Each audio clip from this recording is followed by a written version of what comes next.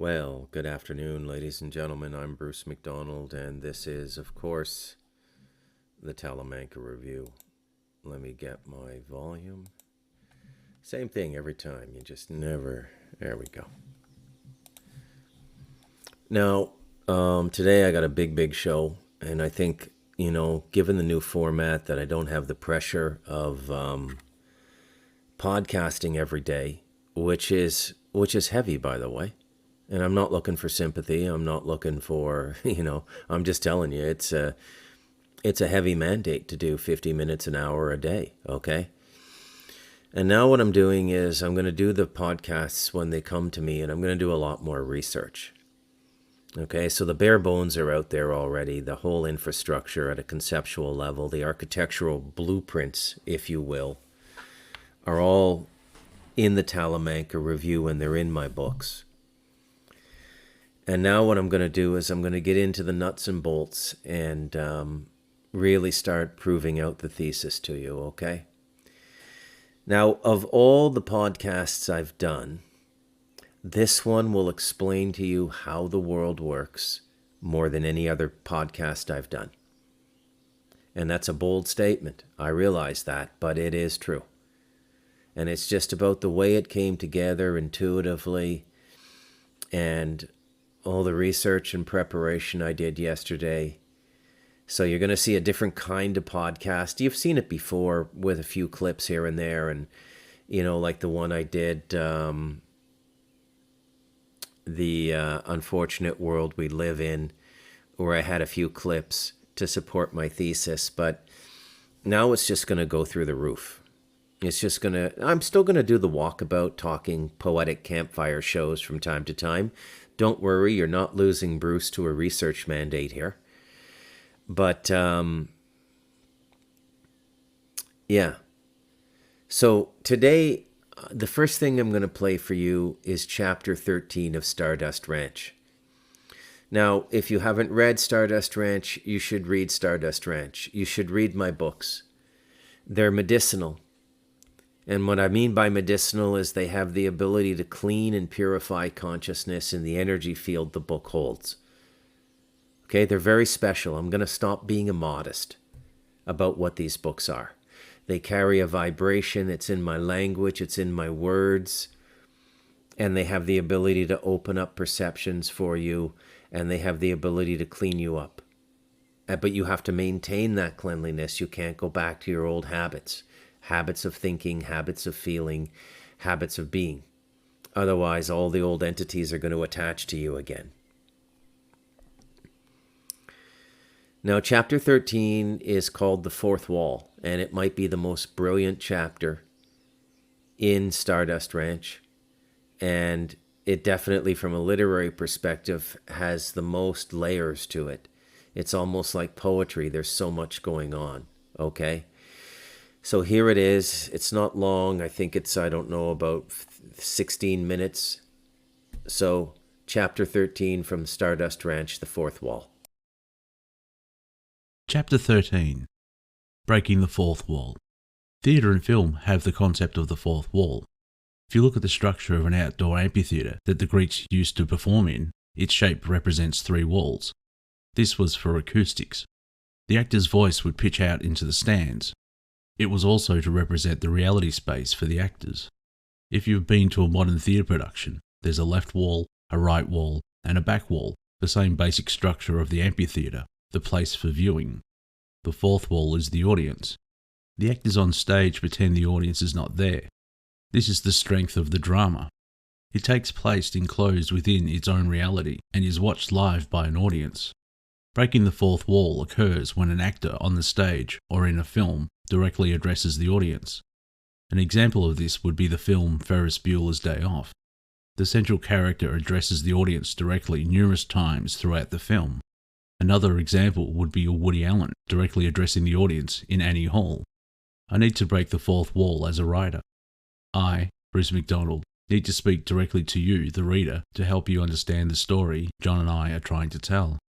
It needs to be stated that John's memory is not 100% as far as the timeline goes.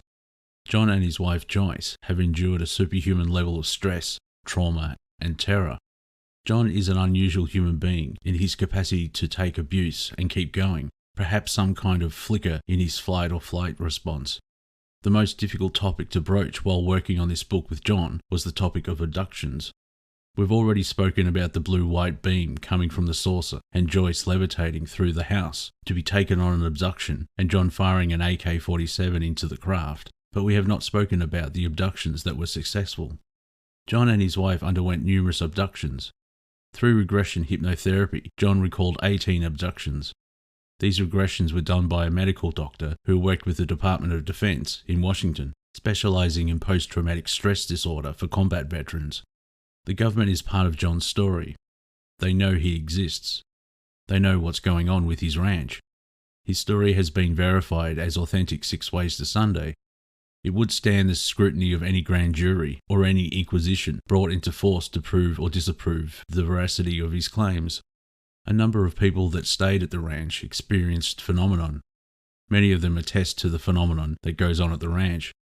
The popular television series, Ghost Adventures, did an episode at the ranch, episode 12 of season 12, the only extraterrestrial story they have done. Many psychics have gone out to visit John and Joyce and stayed at the ranch for a week or so. All of them verify what John and his wife Joyce have been saying for over 2 decades. In the many hours I spent with John recording conversations and putting together this story, I tried numerous times to get John to talk about the abductions, but it's a topic that he finds too personal to include in the book. Most people who have been abducted have a sense of privacy about the event that is akin to a rape survivor. There's something deeply personal about the abduction phenomenon. The world of exopolitics has gone over this material in great detail. One of the most outspoken voices about the abduction phenomenon was Dr. Carla Turner. She had a PhD in English literature. She was one of the most articulated voices in the exopolitics community until her untimely death by cancer in 1995. She was only 48. She captured the abduction phenomenon perfectly in a 1992 book published by Berkeley Press titled Into the Fringe. Dr. Turner lived with her husband in rural Arkansas, deep in the woods by a river in the mountains. She also authored the book Taken, which inspired a television miniseries produced by Steven Spielberg, whether he accredits her or not. Spielberg's miniseries brings in the multi-generational aspect of abductions, which is undeniably the cornerstone of Turner's work. Dr. Turner states in her many lectures available on YouTube that she was not able to fully understand the abduction phenomenon until she engaged other abductees and interviewed them. She makes it very clear that trying to understand the abduction phenomenon from your own experiences alone will produce an incorrect picture of the phenomenon. John and Joyce Edmonds have never gone out into the world as abductees and discussed the abduction phenomenon that they have been through, nor, in my many conversations with John, did I get the sense that he had done an extraordinary amount of research into the abduction phenomenon. When Dr. Turner did her work in the early 90s, the UFO community had not fully blossomed to the degree that it has now in the early 21st century. The History Channel was not doing a series called Ancient Aliens. People were not talking about the connection between native mythologies, biblical references, and the references in other scriptures as extraterrestrial contact. Now they are. One of the refreshing aspects of Dr. Turner's circumspection of the abduction phenomenon is that she didn't rest on any patented answers. She even refused to designate them as alien abductions, and stated as a matter of fact that nobody can say for certain whether these entities are extraterrestrial, interdimensional, originating on Earth, or a combination of the three or more. The injection of extraterrestrial into the narrative is an entirely human conjecture, or at least it was at the time that Dr. Turner was doing her work 30 years ago. The human record shows interaction with non-human, intelligent and individuated life forms in all civilizations. The Celtic people had their fairies and gnomes. The Chinese had their dragons, as did the English. European peoples had their angels and demons. Dr. Turner states the design of the abduction experience is done deliberately to leave no tangible evidence for a community response. In fact, the abduction phenomenon has all the hallmarks of a spiritual experience. It is no more possible for a third party to experience what an abductee experiences than it is for the same third party to understand what Francis of Assisi was trying to describe as the result of his alleged mystical experiences. I don't seek to define these things at an experiential level. I just don't know whether they're alien abductions or not. I do validate these experiences as part of the fourth wall that our reality has been constructed with. In the fourth wall of our reality, we are the actors, unaware we are on a cosmic stage, and the break occurs when the producers and directors speak to us. The fourth wall in the human experience is our inner life. Until a human being has an awakened experience, the assumption is that the inner life is the product of the mind, the imagination, and all the parts of us that constitute consciousness, and all of it is private and the sole experience of the individual. These fourth wall experiences all have characteristics in common. The people who experience them, always alone, whether they be Moses talking to a burning bush, or Christ talking to Satan in the desert, or an abductee claiming that aliens were inside their head, all experience this breach of the human fourth wall. The subjective world is defined as having objective qualities. Normally this is defined as insanity. But what do you do when large groups of people from all over the world with nothing in common start to report a common breach of the fourth wall in their own minds in the form of alien abductions? How do you explain the commonality? To stay with the insanity definition is to entertain the notion that mental illness, including common and similar hallucinations, grey aliens, examination tables, discs, blue-white lights, are viral, meaning they are contagious and pass from one person to the other. It's ludicrous, hence my fourth wall allegory. I need something to circumscribe the phenomenon, something that bridges the rational and the irrational, the subjective and the objective. When you start to see it this way, that the inner and the outer life are connected, that human consciousness directly interacts with reality in ways other than directing the arm to pick up a cup of coffee, then everything we know about reality gets turned upside down. This basic message of a human connection with everything around us has been given to us numerous times in so many different ways, shapes and forms, they are too numerous to count. In our desire to stay within the womb of our imagination, the private world of our inner life, we individually and collectively rationalize that these things are various forms of fiction, mythology, fairy tales, religious scripture, or mystical experiences. The only form of human narrative to escape this death by rationalization is religious scripture. But that war rages on in the form of radical atheists like Richard Dawkins, openly suggesting that religious belief is a form of mental illness. The only place we find experiences even remotely similar to the ET world occur in the occult and spiritual domains. Vedic practitioners describe multiple planes of reality surrounding our physical reality, or interacting with our physical reality but outside the fundamental frequency by which we apprehend physicality. It's already been described in this book that human hearing and human sight is a small bandwidth of all the sound and light that is available to be perceived by finer instruments. Jesus Christ stated that the kingdom of heaven is within us. There are numerous references to a non-physical world in the Gospels. In my Father's house are many mansions. If it were not so, I would have told you. I go to prepare a place for you. The Quran tells us about another sentient species created by the same creator that made us, that lives alongside us and can see us, but we can't see them, the jinn. The Quran goes on to tell us that man was made from clay and the jinn were made from fire. All around us there are examples of human consciousness interacting with worlds that don't fit into the 5 sense and mind reality we all share entombed within our fearful rationality. Naysayers versus pioneers. The 20th and 21st centuries have seen a vigorous attempt to close the fourth wall in human experience. Abducted, How People Come to Believe They Were Kidnapped by Aliens, by Susan Clancy, is an attempt to deny this fourth wall in human experience. Clancy is a cognitive psychologist who studied at Harvard, where she remains a postdoctoral fellow. Harvard became a staging ground for whether the theatre of life would allow the fourth wall in human consciousness. Another professor, John Mack, the head of psychiatry at the Harvard Medical School until his strange and untimely death by a drunk driver in 2004, was her antecedent and antipode. Harvard became the litmus test for whether the formal scientific and academic world would accept alien abduction and take these people seriously, or shut it all down as repressed memory resurfacing in adulthood. Mack published a book called Abduction: Human Encounters with Aliens in 1994. It's an odd twist of fate that 1 year after his accidental death, a young, up-and-coming colleague at Harvard would publish a work which completely refutes his conclusions on alien abductions, making him look foolish and discrediting him as a scientist in the field of psychiatry. Again and again, we see this battle for legitimacy, this struggle in academic and scientific circles for authenticity among experiences. And again, we see them reduced to casualties of mental illness or false memories. It's really quite a feat by officialdom to keep the fourth wall in human experience closed, and so long as officialdom does not recognise it, the experiences are left to fend for themselves, struggling for dignity and credibility in a world that has labelled them insane at worst and marginalised at best. John Mack endorsing, or at least not dismissing, the phenomenon of human abduction is perhaps the biggest nod ever from officialdom that the phenomenon is real, that it's happening to people, and we really don't understand what it is. He sums up his position perfectly in a BBC interview. I would never say, yes, there are aliens taking people. I would say there is a compelling, powerful phenomenon here that I can't account for in any other way. That's mysterious.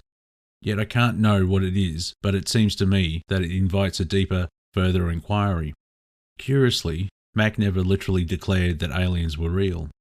He equated the abduction phenomenon with visionary experiences throughout human history, which he noted seemed to have fallen away at the beginning of the Industrial Revolution. So Mack gives us a kind of fourth wall explanation, splitting the difference between the experiences and scientific empiricism. Although all the credit should be given to Mack for even taking on the subject of alien abductions at Harvard, in the end he sort of watered it down to a kind of Joseph Campbell hero quest that was part of the spiritual traditions of the West. Nonetheless, the abduction and exopolitics world has embraced him as validation.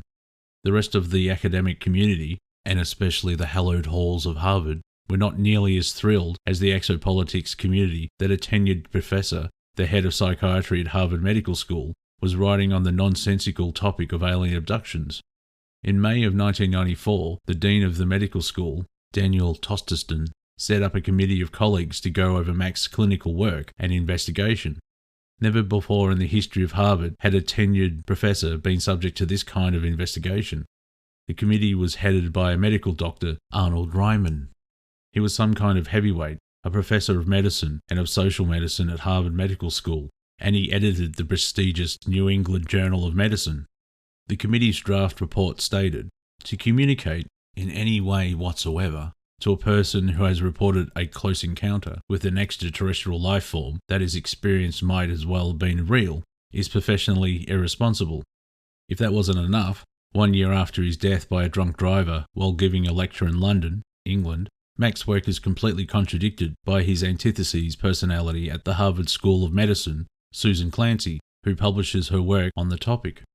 Clancy completely dismisses and even ridicules the abduction theory as a literal phenomenon. According to her work, the abduction scenarios are the product of sleep paralysis and the use of hypnosis in the recovery of forgotten memories. She notes that all the subjects reporting abduction phenomenon had a previous interest in the paranormal and were invested emotionally in creating abduction memories. It was a devastating blow for people who claimed abduction experiences. Clancy was quoted as saying the following as it regards the response of abductees to her work. "I can tell you most of them that have read the book are upset. I have to be honest with that. And I understand why, because what's happening in the book is I am presenting my own opinion, but I'm challenging their deeply held beliefs that are very important to them. So they're angry, and I feel terribly about it." She also, in agreement with her predecessor at Harvard, John Mack, gives a nod to religious belief and abduction experiences when she says the following: "All I would like to say is that in the same way that people find meaning in their religious beliefs and experiences, these people find meaning in their alien abduction beliefs and their alien abduction experiences." And just like that, the promise of support for abductees from high up in the medical community was taken away. It was again relegated to the superstitious and the nonsensical contortions of immature minds that didn't understand themselves and the bizarre belief systems percolating in the unconscious. Curiously, Clancy's follow-up work was on childhood sex abuse. The book was titled The Trauma Myth: The Truth About Sexual Abuse of Children and Its Aftermath. It was published in 2010. She states that the genesis of the book was research she was doing in the 90s, which had her commence the interviewing of adult survivors of childhood sexual abuse. And by the timing of her books on abduction phenomenon and childhood sexual abuse, we can assume a cognitive overlap in abduction and childhood sex abuse research. What Clancy overlooks, rather suspiciously, is the highly sexual nature of abductions. Abductees report semen extraction, anal penetration, and feelings similar to those of a rape survivor, with violation being the principal trauma-inducing emotion. In fact, it may easily be adduced that Clancy is postulating childhood sexual abuse as one of the main traumatic memories in the unconscious which fabricate abduction scenarios in adults. The parallels are present. Childhood sexual abuse happens in childhood. The abduction phenomenon usually begins with repressed memories resurfacing through some form of hypnotherapy, and the hypnotized person going back to their childhood and identifying that as the time the abductions began. What Clancy does not explain in her work, aside from her allusion to abduction seduction, many abductees fantasize about meeting aliens. This is the commonality of the experience: the blue-white light beam, the operating table, and, in many instances, the presence of human beings in military uniforms. Perhaps Clancy sees the uniforms as some kind of sadomasochistic sexual fantasy. In any event, her work and her opinions do not explain the phenomenon of abduction. They dismiss it, which might have been Harvard's goal all along, the esteemed Ivy League institution wanting desperately to wash off the stench Mack put on them when he loaned credibility to the abduction phenomenon. Finally, to be thorough in the vetting of this topic, many in the rather conspiracy-minded UFO world believe Mack was murdered. The circumstance of his death is quite odd. He was not crossing the street in London when struck. The car jumped the sidewalk and struck him. The driver was arrested, and he pleaded guilty to careless driving under the influence. Mack's family sent a letter to the court to be read during sentencing that asked for leniency and expressing their conviction there was no malice on the part of the driver, certainly an act of heroic compassion and forgiveness on the part of the Mack family. Most people in a similar circumstance would seek the maximum penalty, if not for their own pain, then for the safety of the public, as alcoholic drivers don't often reform even after inflicting massive loss on others. There's one final thing to address in looking at Harvard's foray and then rapid departure from abductions: sex. If we're going to talk about abductions, then we have to talk about human reproduction. Many abductees report sexual interaction. Women report being impregnated. Men report having their seed extracted. At the center of this conjecture is the theory of an alien-human hybrid program.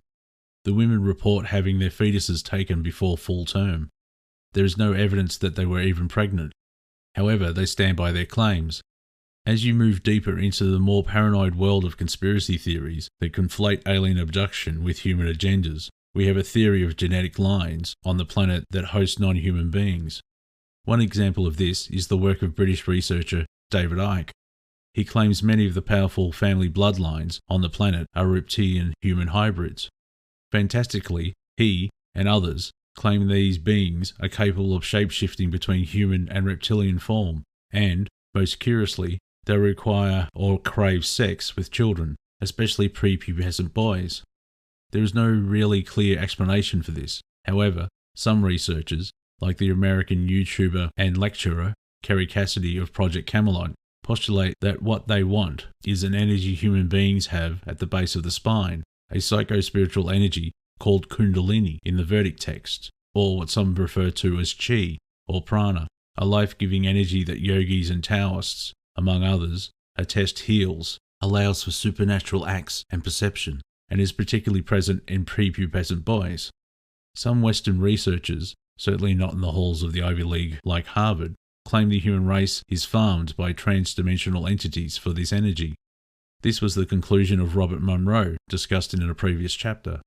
This is where he claims he heard the word loosh, which is what the beings in Monroe's out-of-body experiences call the human energy being taken. This aspect of the story might not be worth addressing if not for the high-profile dismantling of child sex trafficking networks. Jeffrey Epstein procured child sex partners for the rich and famous.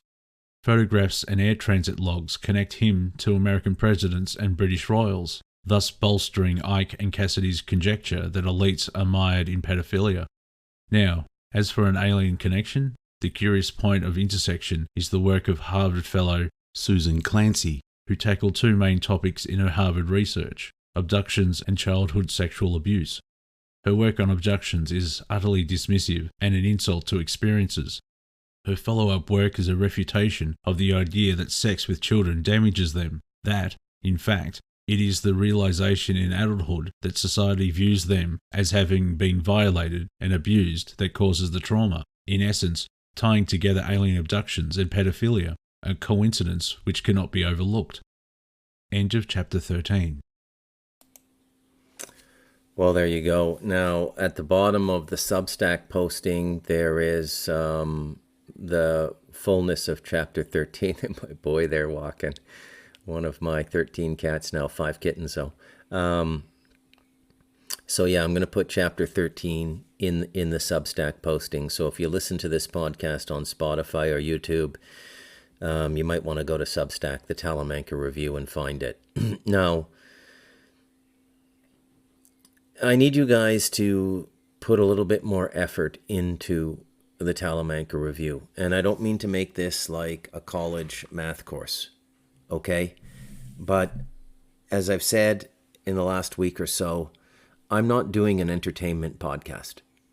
I'm doing a podcast to try and help people and to try and transform the reality for at least a small group of people. And for me to be able to do that, you need to be able to put a little bit into this, okay?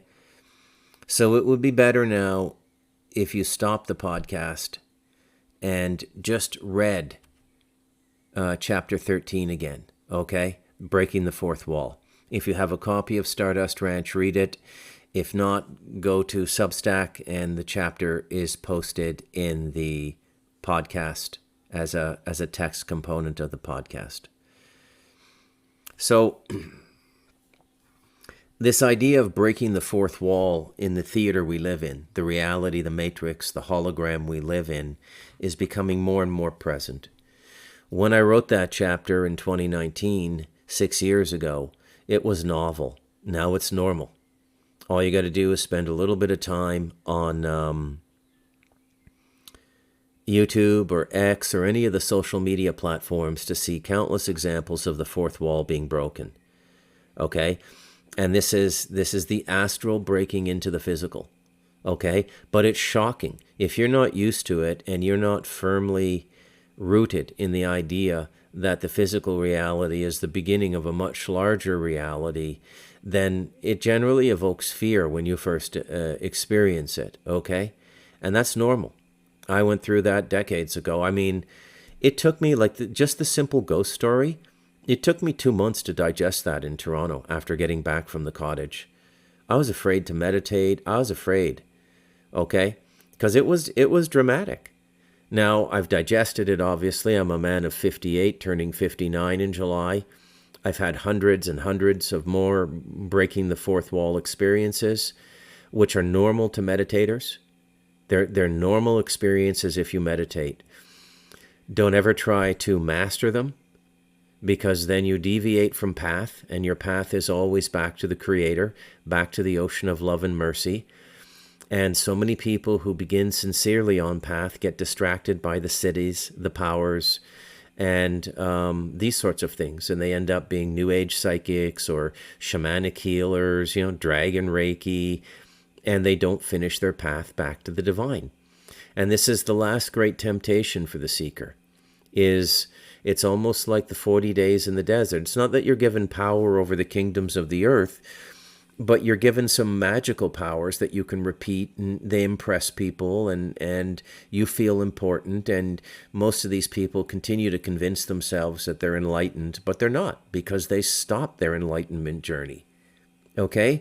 An enlightened person surrenders all notion of personal power and transfers all protection and responsibility for the continuity of the incarnation to the Creator. Okay? And that's the Satguru, that's the saint. And if you understand what I just said, and you look around the world, and you look at the Kabbalists and the Masons and the Rosicrucians and the Martinists and all these secret societies, you'll understand exactly what I'm saying, and you'll understand where they went wrong, and you'll understand also that when you make that mistake and you don't correct it, you can make it and correct it, and you'll be okay. God will forgive you. But if you make that mistake of detouring into power and you don't listen to the warnings to let go of the power and to continue your journey back to the divine, you will become darker and darker and darker and darker. Okay? And you will begin to commiserate with darker and darker and darker things on the fourth dimension, okay? And you'll be kind of blinded to it. You won't really see what's going on, okay? Now, let's take a look at this, okay? This is a short clip from Joe Rogan on the Dan Aykroyd episode 5 years ago. Dan Aykroyd is the Canadian comedian. He was also the taller, more slender fellow in the Blues Brothers clip I played a number of podcasts back. He was one of the original cast members of Saturday Night Live. You might not know who he is. He hasn't done a lot of movies in the last 10 years or so. He's also from my hometown of Ottawa, Ontario, Canada.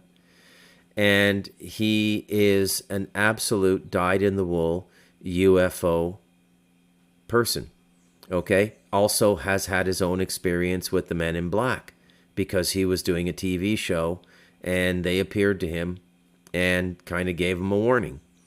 So Dan's been in this world his whole life, and here he is talking about John Mack on the Joe Rogan Show. That would be about 15 years ago. And he was the Harvard psychiatrist who wrote Abduction. You can get that up too, Abduction, John Mack. And that freaked a friend of mine out. She was a very pragmatic, non-UFO believing person. And she came up to me and she goes like, this book is freaking me the fuck out. Didn't he die in a car accident? John Mack, I believe he died in a car accident. Stepped off a curb in a small town in England, and he was struck by a car. Yeah. And 3 other John Macks died the same day in England. So you think people were whacking John Macks because he knew too much? I don't know. Let's take again. Okay, so that's how it's done, folks. So 3 other John Macks died in England the same day. Now, remember what I told you about coincidence. We've heard of them, we've just never seen one.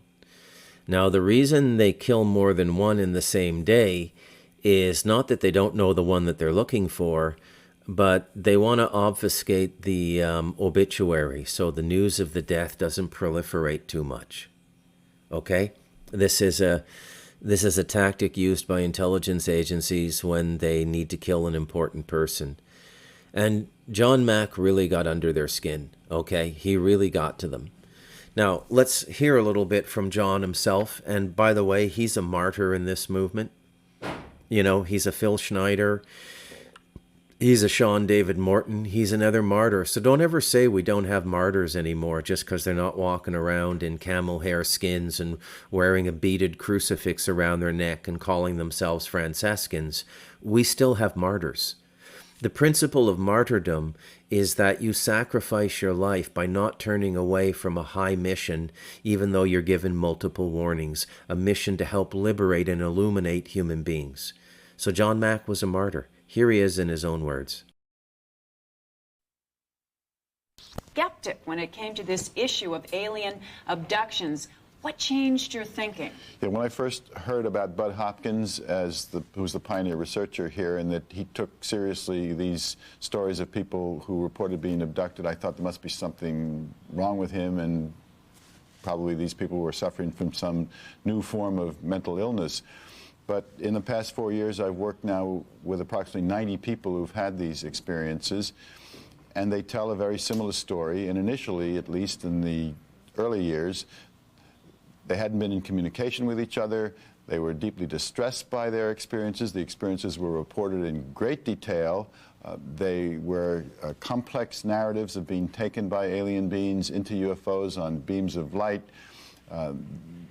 They were embarrassed, ashamed to come forward about it.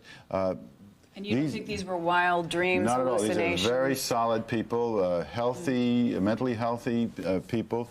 And the only thing I knew that behaves like that is real experience. This is not the way dreams behave. This is not the way mental illness behaves. It's not the way fantasy behaves. Some kind of real experience is occurring to these people, but if this is a real experience, that is some kind of entities, beings, intelligences are entering our world and affecting hundreds of thousands, perhaps millions of people according to polls, then this is something really worth looking at. So that's what I've been trying to do, is get people at least look at it, think about it.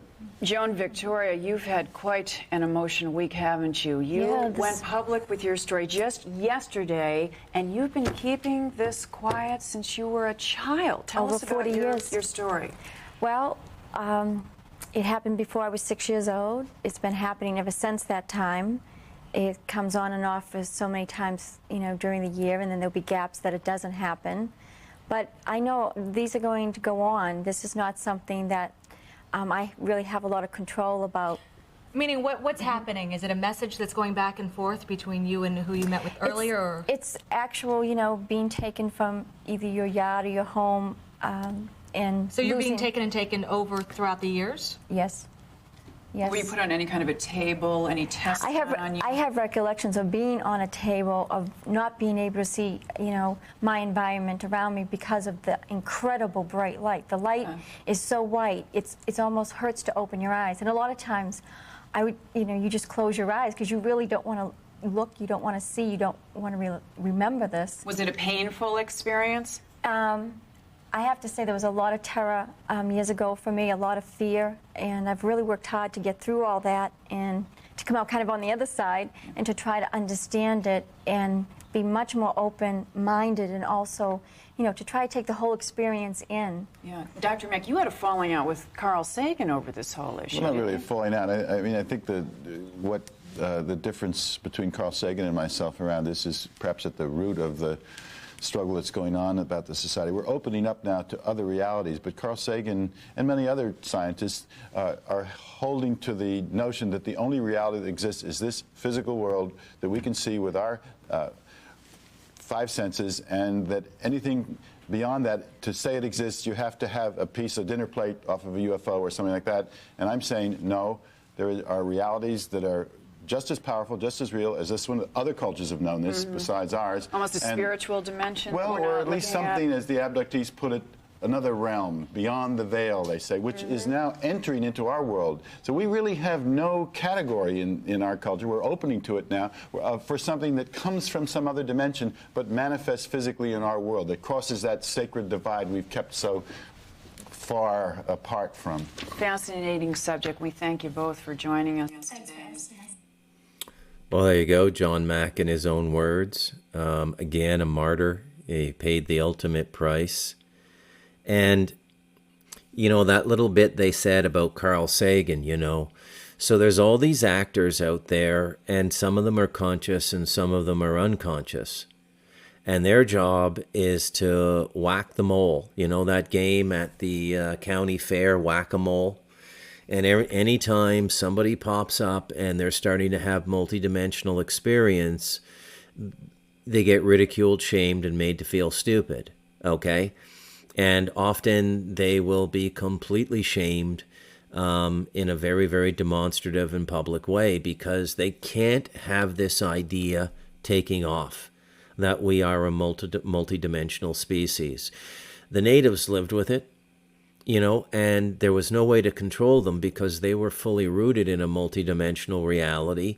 And so the recourse of the European invaders was to murder them. Okay? That's what they did with people who didn't go along with their program and who had epigenetically embedded themselves in a multidimensional reality. Okay? I live a multidimensional life. That's probably what you like about the Talamanca Review if you're tuning into it. I know that most of you also live multidimensional lives. I've spoken to a lot of my listeners. Okay? Don't be afraid. It's the path back to God. It's not demonology. It's not... Don't let the fear put you back in the black box, okay? That's what they want to put you in. That little Saturnian black box the Jews wear on their forehead, the black box in Saudi Arabia, and the cross folds into a black box. The entire Abrahamic system is black box. Go back and listen to your Jordan Maxwell, okay? It couldn't be any clearer. Now we're going to take a deeper look at Susan Clancy, and this was a very interesting part of the book.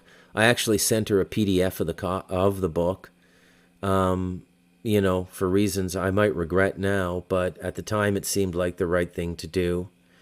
So let's begin with, I guess, a TED Talk so first of all, Miss Clancy was a lecturer coming out of Harvard, and her area of expertise in the psychiatric department of Harvard, which is an extension of the ruling group on this planet. Harvard is as rotten as the worst apple in the barrel, okay?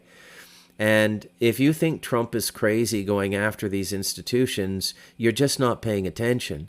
And the programmed people, the black box people, they're going to be used to try and enforce the black box reality because they can't live outside of it.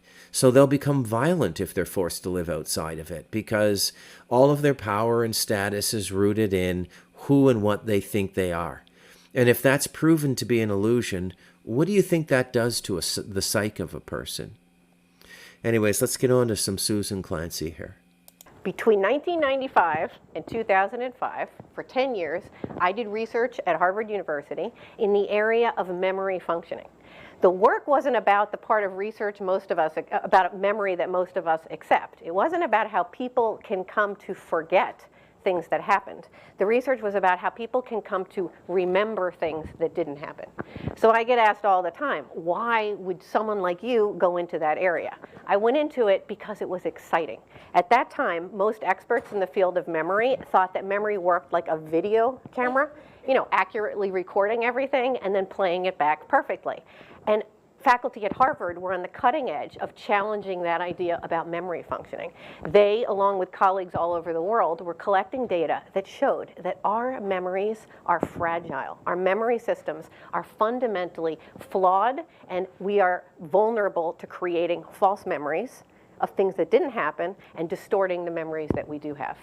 So it was exciting. And also, this was research that had immediate real-world implications. So for example, consider eyewitness testimony.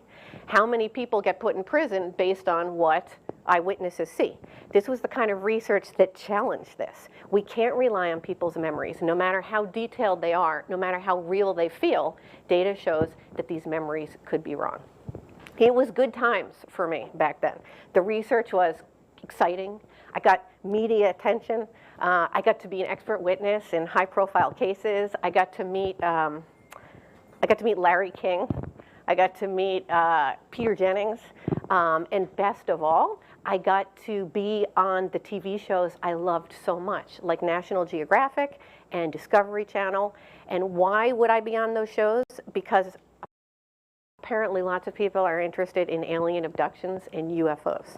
And anytime there was a show on that, they wanted the memory expert to come in and explain how a normal person could come to believe they were kidnapped by a little green man and then sexually and medically experimented on. So that's how I ended up on those shows. But unfortunately, all good things tend to have to come to an end, and the backlash hit. The backlash was people don't like having their memories challenged. People, you, me, if we have a memory and it feels real, we don't want anybody telling us that it's not true. So what happened is, and who else doesn't like it? It turns out psychotherapists and criminal professionals don't like having the techniques that they use to help you get back your memories challenged either.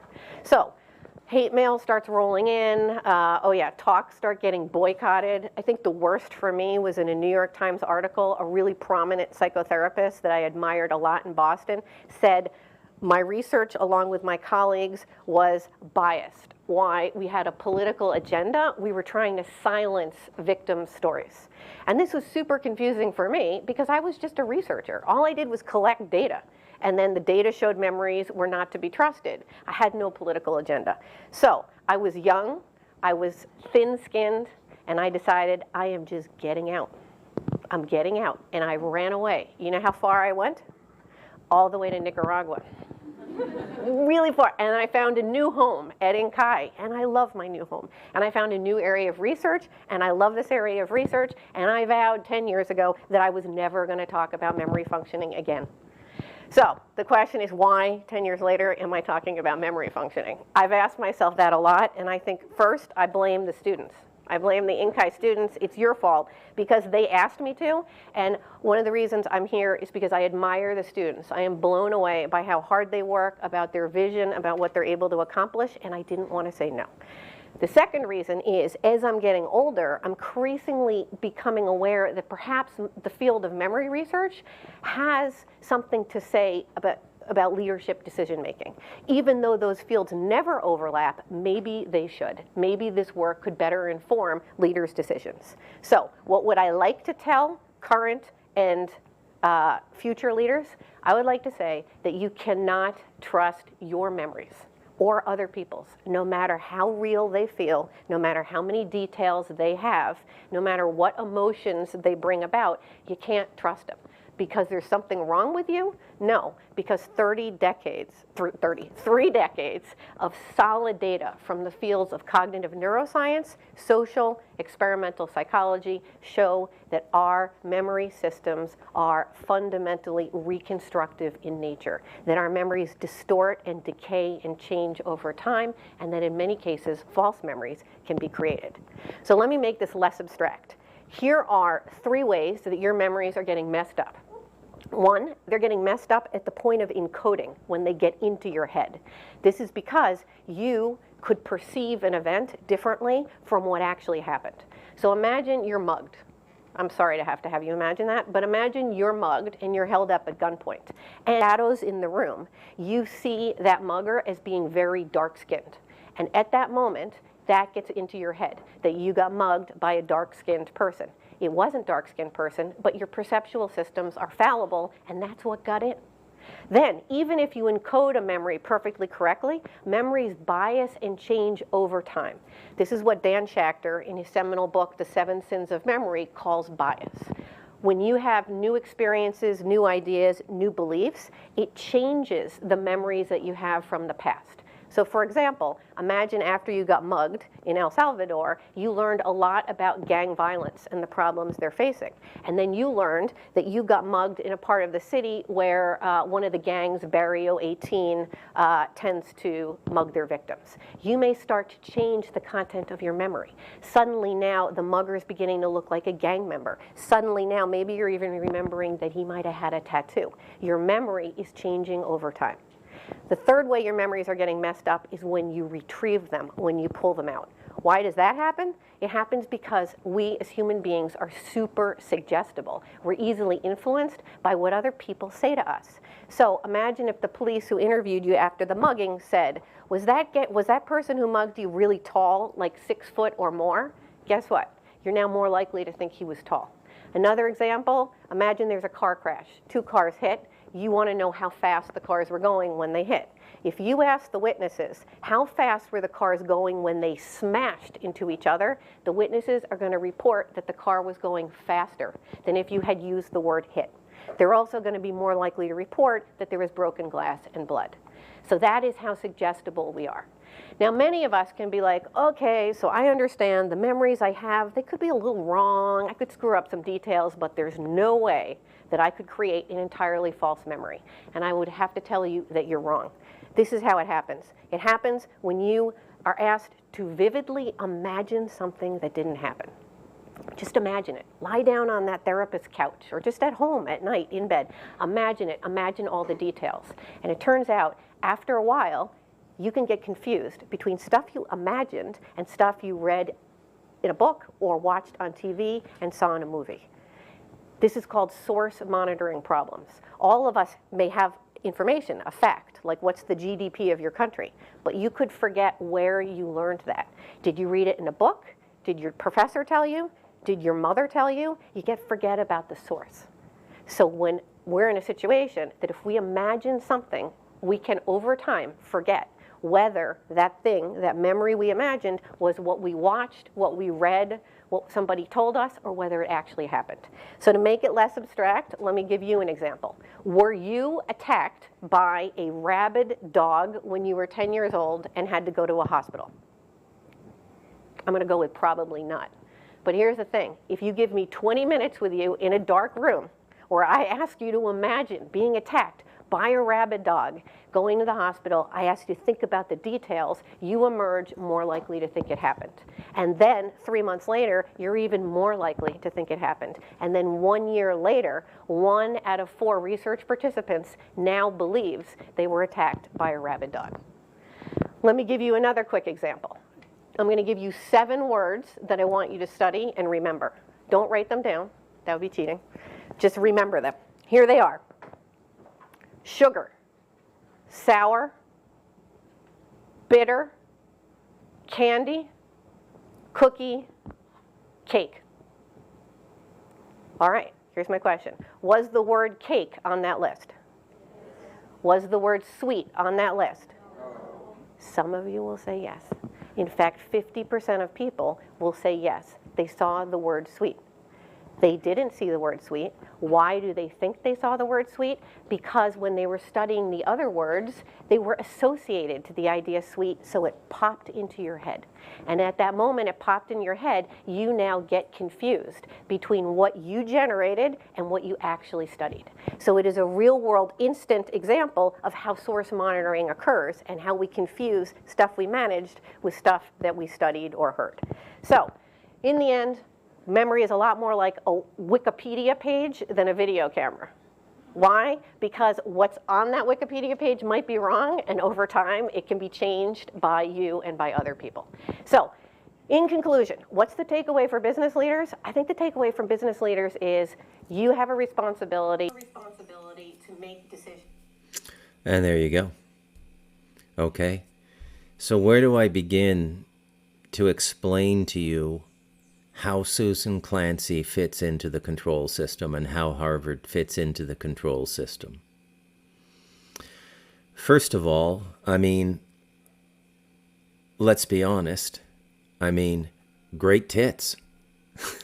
And I'm sorry to all of the lovely women who listen to the Talamanca Review. I'm not trying to be crude. Okay, and I'm not trying to degrade her based on her physical experience, but if you think she isn't a honeypot put into the Harvard psychology department, you're crazy. Okay, so how does she relate to John Mack? Okay, by the way, a Susan Clancy can be a conscious or an unconscious participant in the control system. Okay? Remember what I said in The Light of Darkness. What's holding us back from changing the world? What's holding you back from letting go of the false world that you live in now? You don't know how to make a living. You don't know. They have your salary. They have your pension. They have everything. Human beings will do almost anything now for an upper middle class life. So imagine a young Susan Clancy, because that lecture she's giving there is 10 or 15 years after she did her work at Harvard. Now, you heard chapter 13. Harvard was not happy with what John Mack was doing. Clearly, you heard Dan Aykroyd. It was a professional assassination.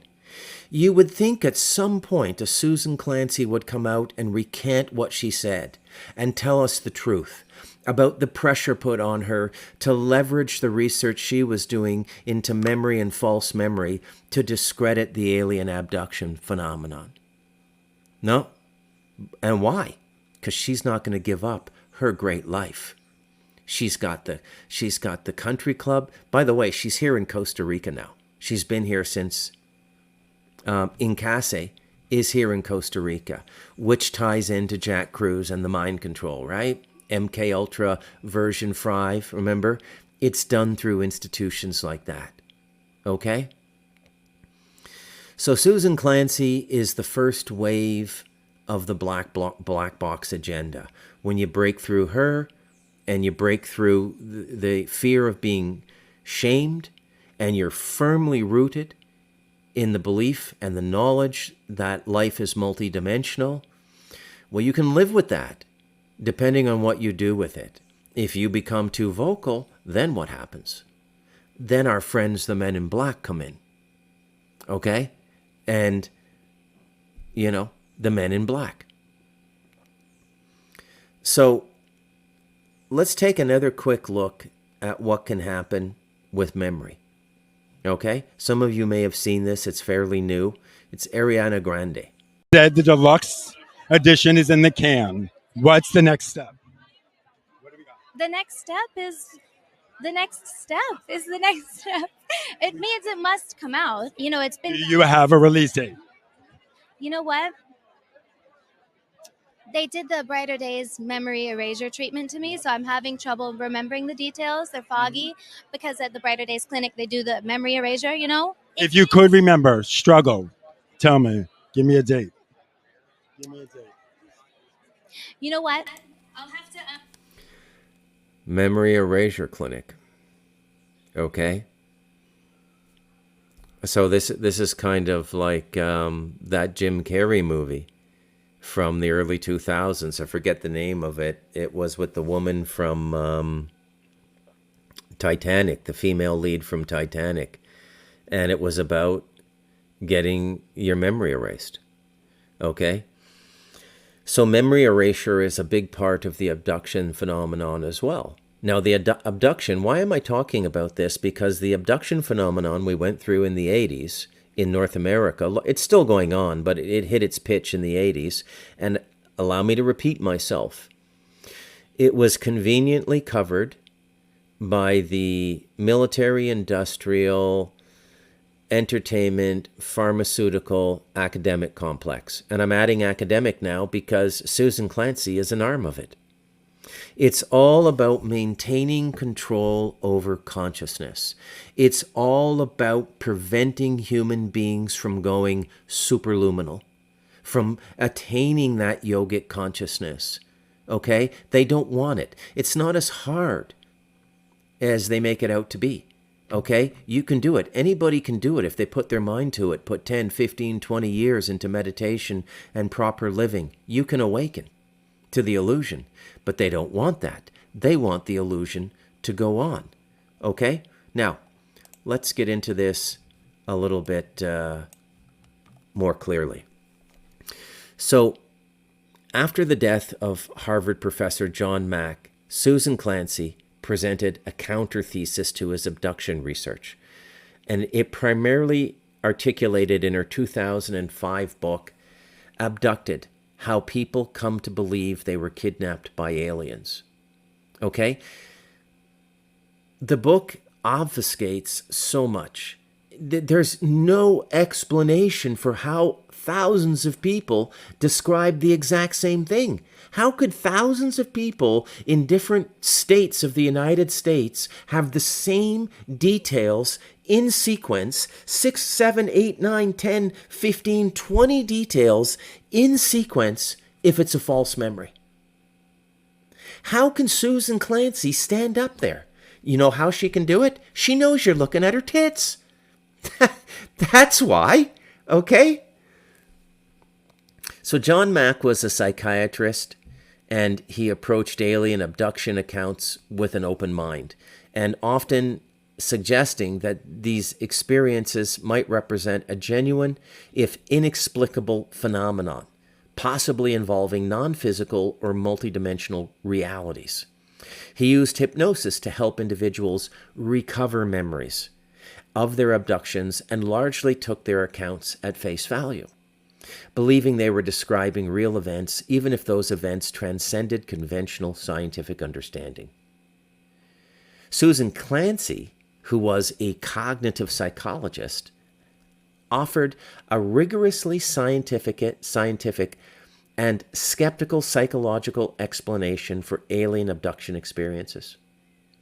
Her counter-thesis can be summarized by the following key points. False memories and memory distortion. So in here, her argument is that alien abduction memories are a form of false memory. And she conducted research showing that individuals who believe they've been abducted are more prone to creating false memories in laboratory settings. She argues that these memories are not factual recollections, but are constructed from various psychological and cultural influences. Okay? So there's the entertainment arm of the military industrial entertainment pharmaceutical academic complex. Well, they wanted to feel special. They watched the X-Files. Every base is covered. Okay? This is why I'm telling you this may be one of the most important episodes of the Talamanca Review that I'm going to do. Okay? Because it's a case study in how they do it. How they maintain social consciousness. How they maintain what human beings believe. And what you can experience is limited by what you believe. For most people. Okay? Point number 2. Sleep paralysis. A significant component of her explanation is sleep paralysis. Many abductee accounts begin with individuals waking up unable to move, often experiencing vivid hallucinations, visual, auditory, or tactile, feelings of pressure or a sense of presence in the room.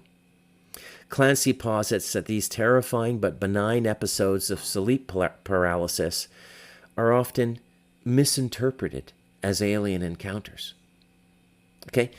After these encounters, you have marks on your body.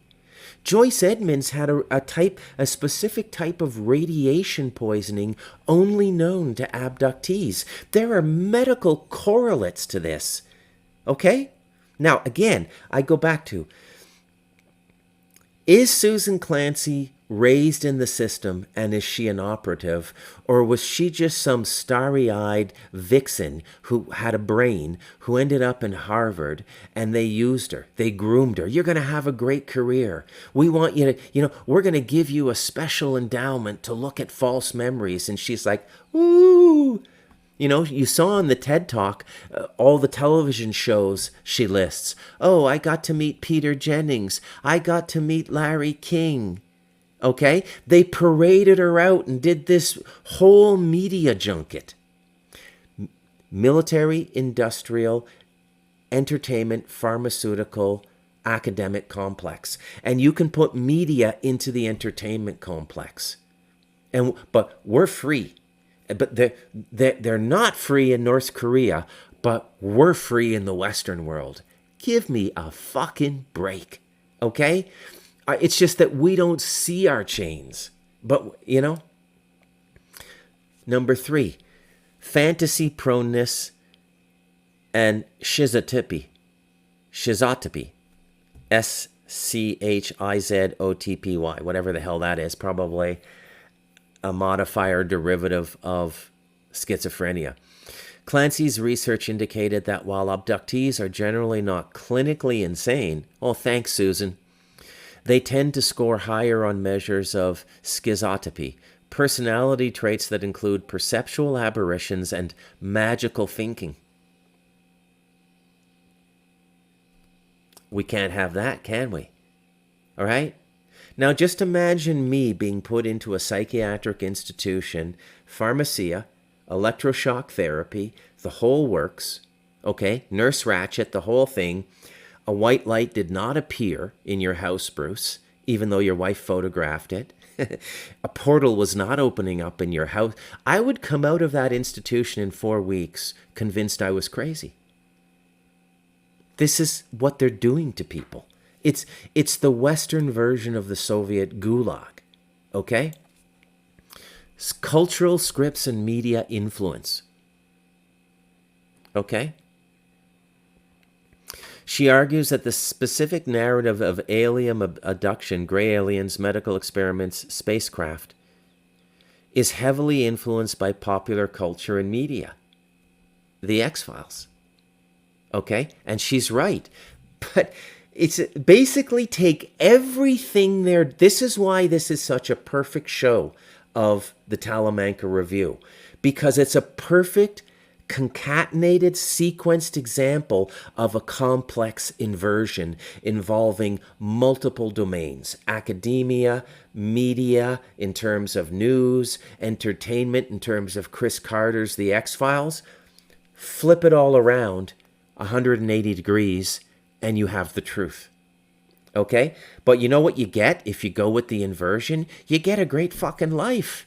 You get the Audi, you get the Land Rover, you get the $1 million home, you get public notoriety. I'm a PhD from fucking Harvard.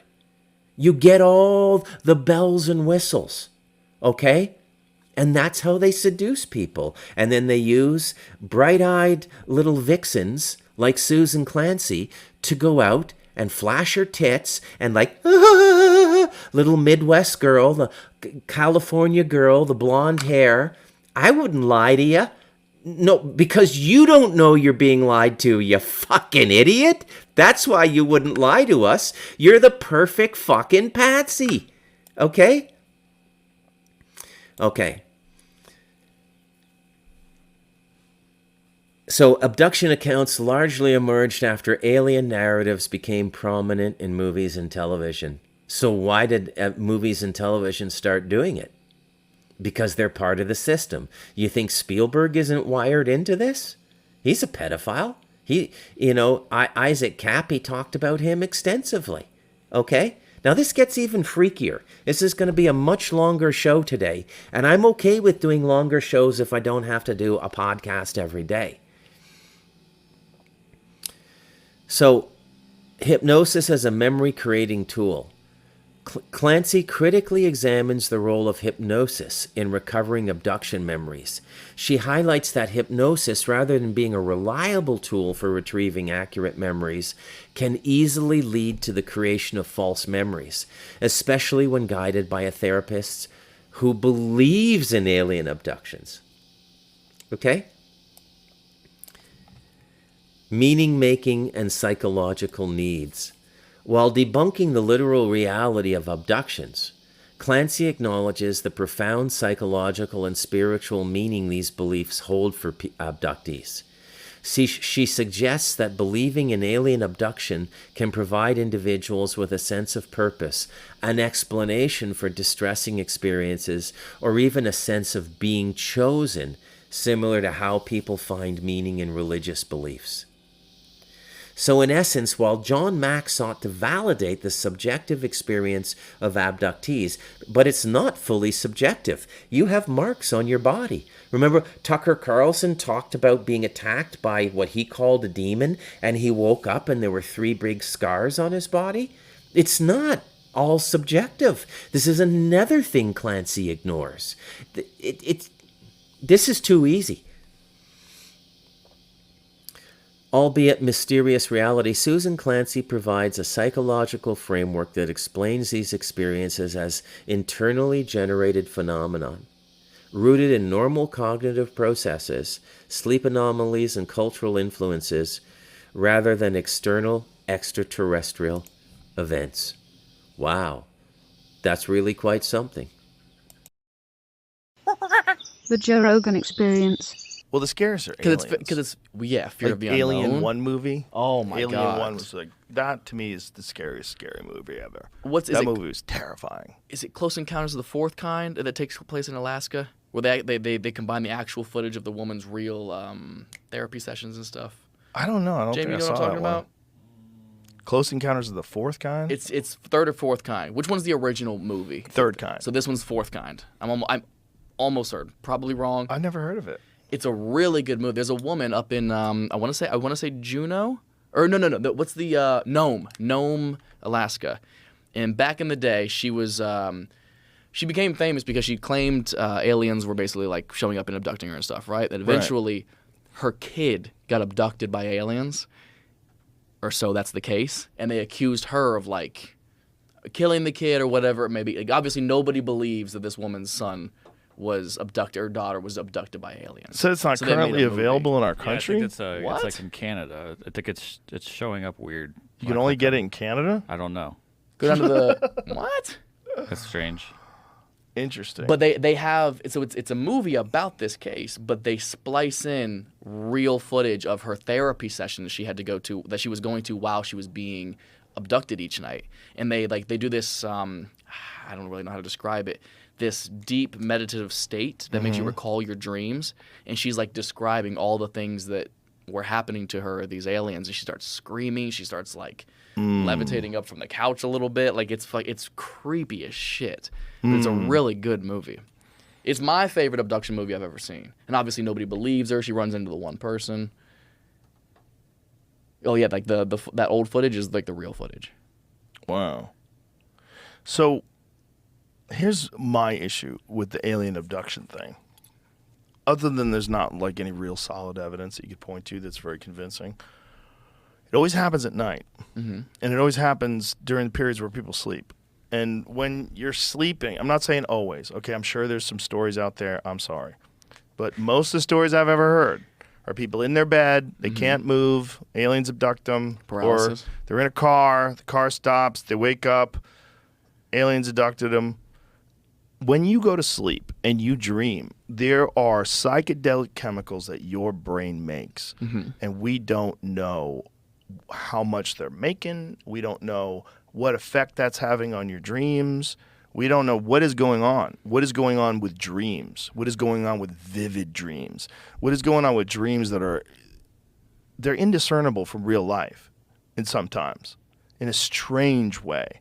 Like, what is that? Is that a psychedelic state your brain goes into every night? Yeah. And if chemicals vary in human beings, serotonin varies, dopamine varies, everything varies. Testosterone varies, estrogen varies. It varies.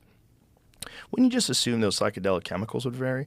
And wouldn't you just assume that sometimes maybe even people are in very agitated, anxiety-ridden states, high cortisol levels, perhaps maybe those chemicals are coming out in an abundance too. Now, So it if hits a you're spike in it, lying yeah. in bed and you're having an insanely vivid and terrifying interaction with aliens every night, because your brain is just dumping psychedelics into you. And this is your big fear. So you're going to get abducted by aliens again. And then there they are again, leaning over your bed and they're reaching for you. And Constant you're like, paranoia. And then here's the mind fuck of all mind fucks. Maybe psychedelics are a gateway to some other reality, some other dimension that's accessible by these creatures. I like this. And that when you are getting abducted, you really are getting abducted. Like whatever your being is or your spirit or whatever is you is getting, you're interacting with these things. And it feels real because it is real.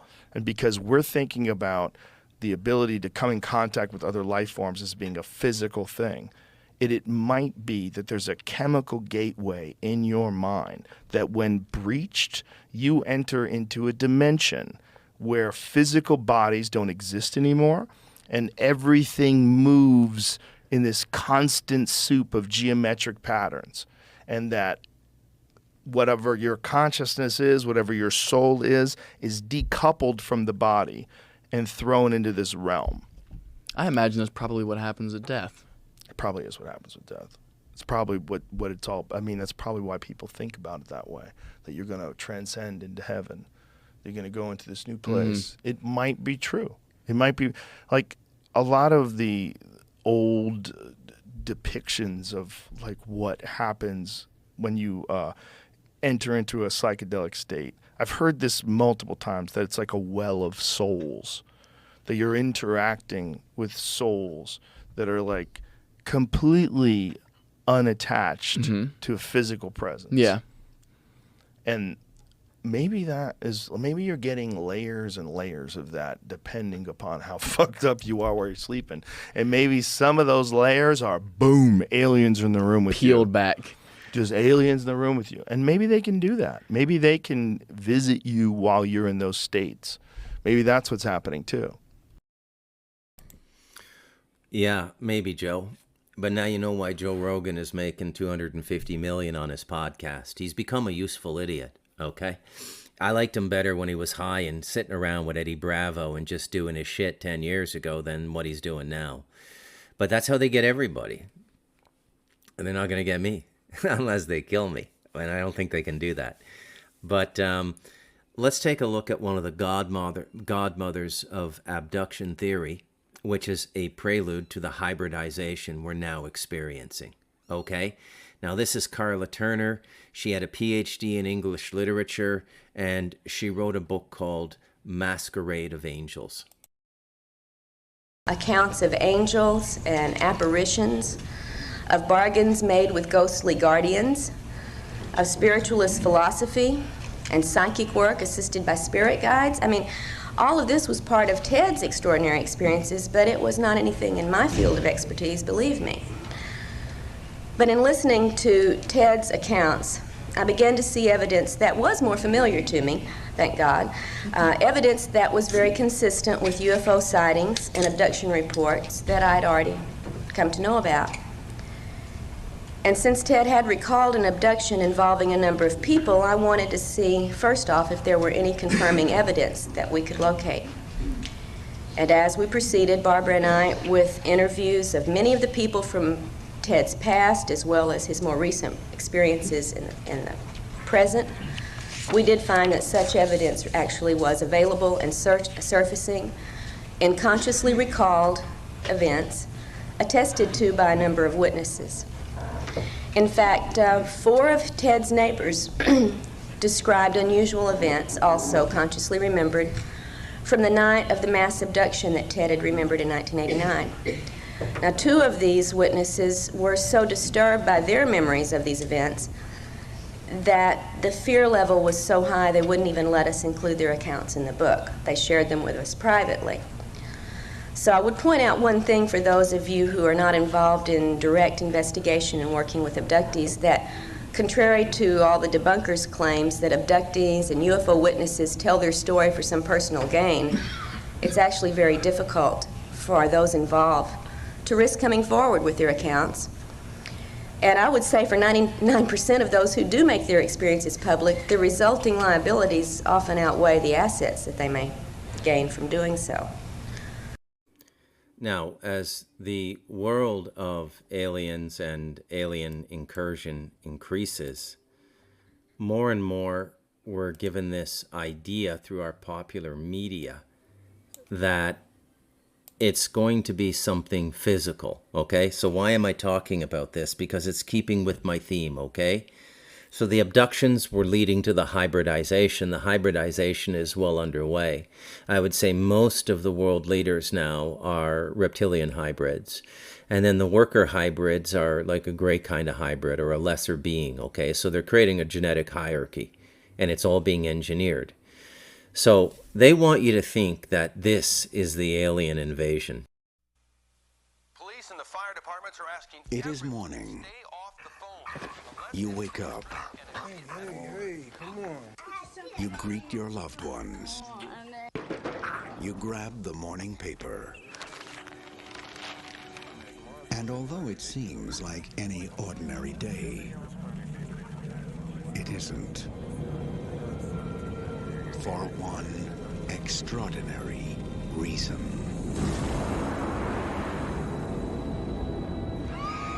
A historic and unprecedented event has occurred. The question of whether or not we are alone in the universe has been answered. This is so cool. More ships have just arrived over India, England, and Germany. I really don't think they flew 90 billion light years to come down here and start a fight. We gotta stop them! They're gonna kill us all! They're using our own satellites against us. The clock is ticking.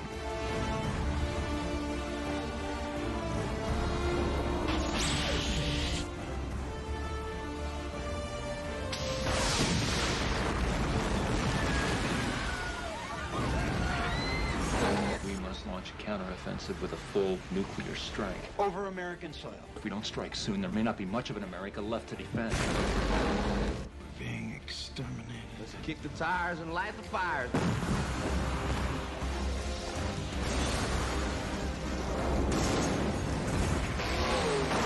We're looking at worldwide destruction in the next 36 hours. Oh, you can't hit nothing!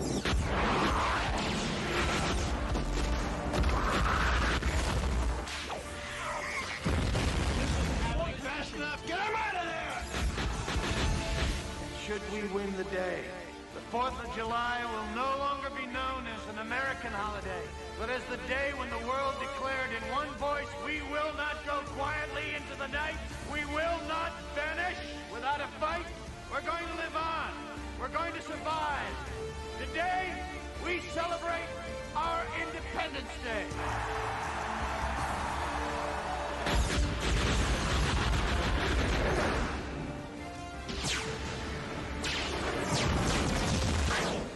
That's what I call a close encounter.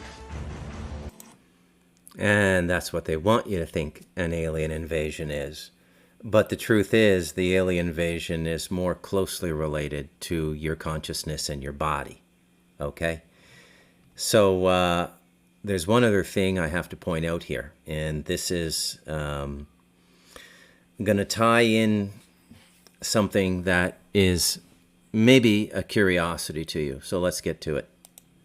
Now, shortly after her perceived successful debunking of the abduction phenomenon, Susan Clancy moved on to a new topic, and she published a book in 2009, and you can't even make this shit up. I dare you to even try, okay? She went on to The Truth About Childhood Sexual Abuse.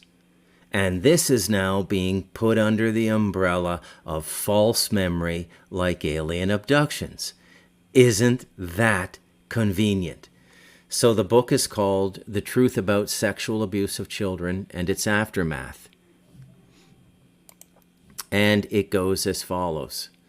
It's published in 2009, and it presents a highly controversial and challenging perspective. Challenging.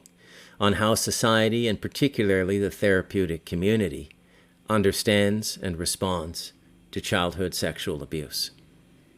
Now here's a detailed synopsis of its core arguments. Central thesis. Trauma is in the interpretation, not always the immediate experience.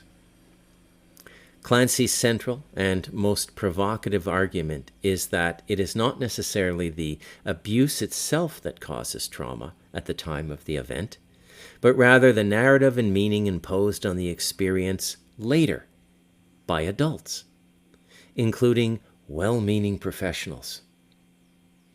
So let me just Oprah this for you a moment. You liked it.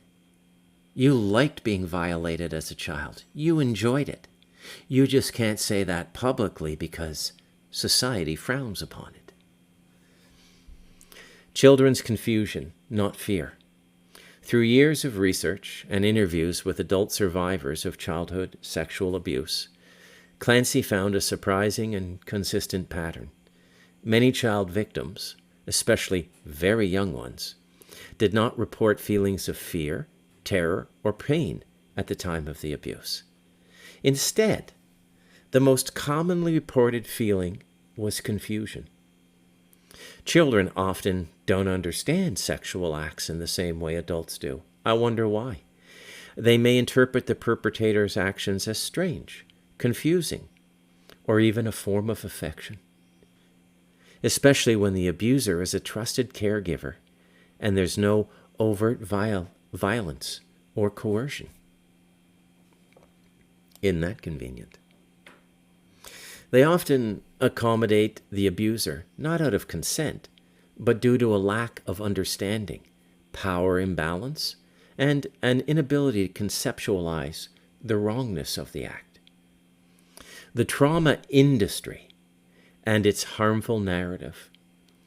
Clancy argues that the prevailing trauma model is in therapy and public discourse, which often assumes that all sexual abuse is inherently and immediately terrifying and deeply traumatizing for the child, can inadvertently harm victims. You see where this is going? This model, she contends, dictates to survivors how they should feel. For example, intense fear, immediate psychological collapse, repression of memory due to overwhelming horror. When a survivor's actual experience doesn't align with this dominant narrative, they liked it. For example, they remember feeling confused or even having no strong immediate negative reaction. They can feel immense shame, guilt, isolation, and a sense of being wrong or damaged in a unique way. They may feel like their experience is somehow less valid, or that they are complicit. Clancy suggests that this disconnect can lead to feelings of alienation from the very system designed to help them, and can even contribute to later psychological distress. Challenging repressed memories, the expertise of Miss Clancy, PhD.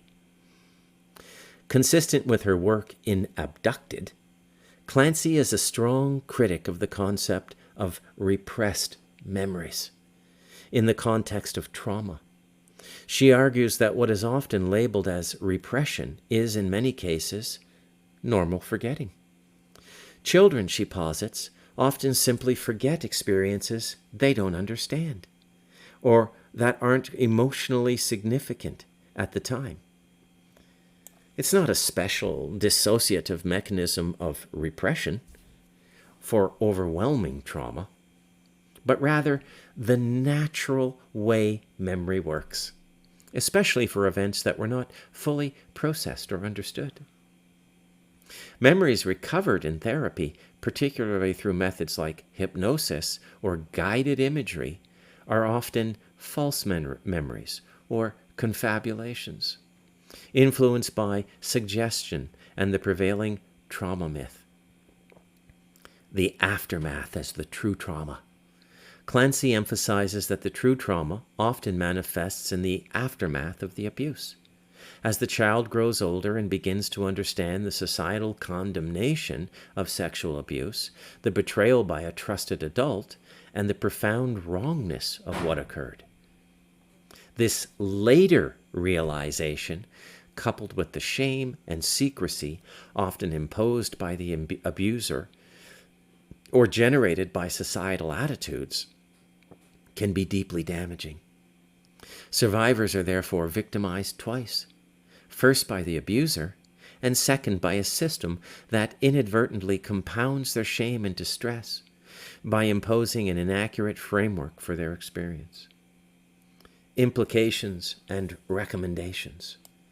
Clancy advocates for a more nuanced and honest approach to childhood sexual abuse, urging professionals and societies to listen to survivors' actual stories, allow survivors to describe their experiences without imposing preconceived notions of what trauma should look like, educate about child development and memory, help survivors understand that their initial confusion or lack of strong emotional reaction was normal for a child who lacked the cognitive and emotional maturity to fully grasp the situation. Focus on the meaning-making process. Address the shame, guilt, and betrayal that arise when survivors later understand the nature of the abuse. Reevaluate therapeutic practices. Be cautious about practices that might inadvertently create false memories or reinforce harmful narratives. Controversy. The trauma myth is highly controversial. You think?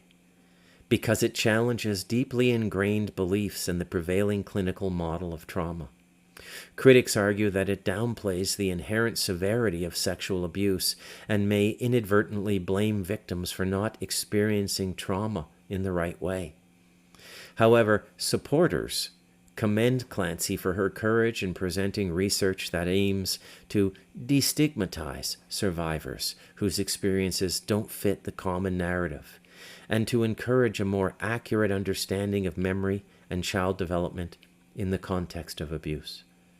In essence, Clancy's book calls for a shift from a rigid, one-size-fits-all view of trauma to a more individualized and empirically grounded understanding of how childhood sexual abuse impacts individuals over time. Now I ask you, ladies and gentlemen, what are the chances? What are the chances that the same voice would attempt to debunk John Mack after he was murdered and also write about childhood sexual abuse? If she's not an initiate in the Dark Star cult, in the Black Star cult through Eastern Star, which is Masonry for women, or she could be Jewish and changed her name, you know, and childhood sexual abuse is quite normal in Orthodox Jewish homes, by the way. So again, this is this Jewish philosophy coming out into the world. We're all evil and damaged. We don't understand. And it's this mentality that believes they can pull the fig leaf off, that consciousness can return to the innocence of the Garden of Eden. That's what they're pursuing. That's the zealotry. That's the goal. That's the insanity. So the only question remaining is, where is Susan Clancy now? Well, I'll show you.